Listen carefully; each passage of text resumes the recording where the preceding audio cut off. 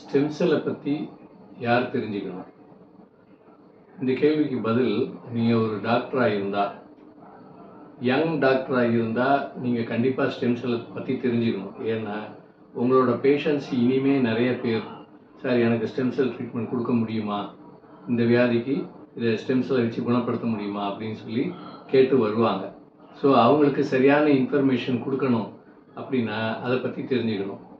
அதை தெரிஞ்சுக்கிட்டு அதை எப்படி யூஸ் பண்ணணும் அப்படிங்கிறதும் நீங்கள் இது கற்றுக்கலாம். இதே நீங்கள் ரொம்ப ஓல்டு டாக்டர், சார் எனக்கு ஆல்ரெடி 70 வயசாச்சு, நான் எதுக்கு சார் ஸ்டெம் செல்லை பற்றி தெரிஞ்சுக்கணும்? கண்டிப்பாக உங்களுடைய பிரச்சனைகளுக்கு ஸ்டெம் செல் எப்படி உபயோகப்படும் அப்படிங்கிறது நீங்கள் தெரிஞ்சுக்கணும்.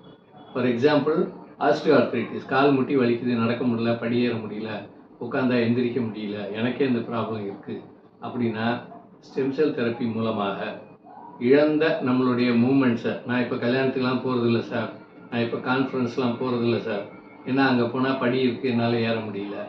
அப்போது இழந்த நம்மளுடைய மூமெண்ட்ஸை திருப்பி பெறுவதற்கு நமக்கு எப்படி யூஸ் ஆகுது? எனக்கு லிவர் டிசீஸ் இருக்குது, எனக்கு கிட்னி டிசீஸ் இருக்குது.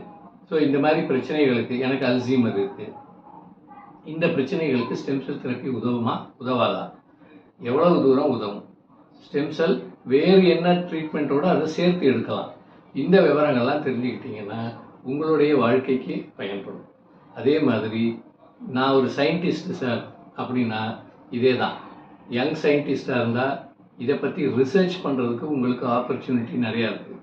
சார் நான் இப்போ எதில் போய் சேரணும், எதை பற்றி நான் ரிசர்ச் பண்ணணும், எதில் ஸ்கோப் இருக்குது, எதில் எனக்கு ஃப்யூச்சர் இருக்குதுன்னு கேட்டிங்கன்னா, அப்போது நீங்கள் ஸ்டெம் செல்லை பற்றி ரிசர்ச் பண்ணிங்கன்னா உங்களுடைய ரிசர்ச்சுக்கு வரவேற்பு இருப்பதற்கான ஆப்பர்ச்சுனிட்டிஸ் நிறையா இருக்குது.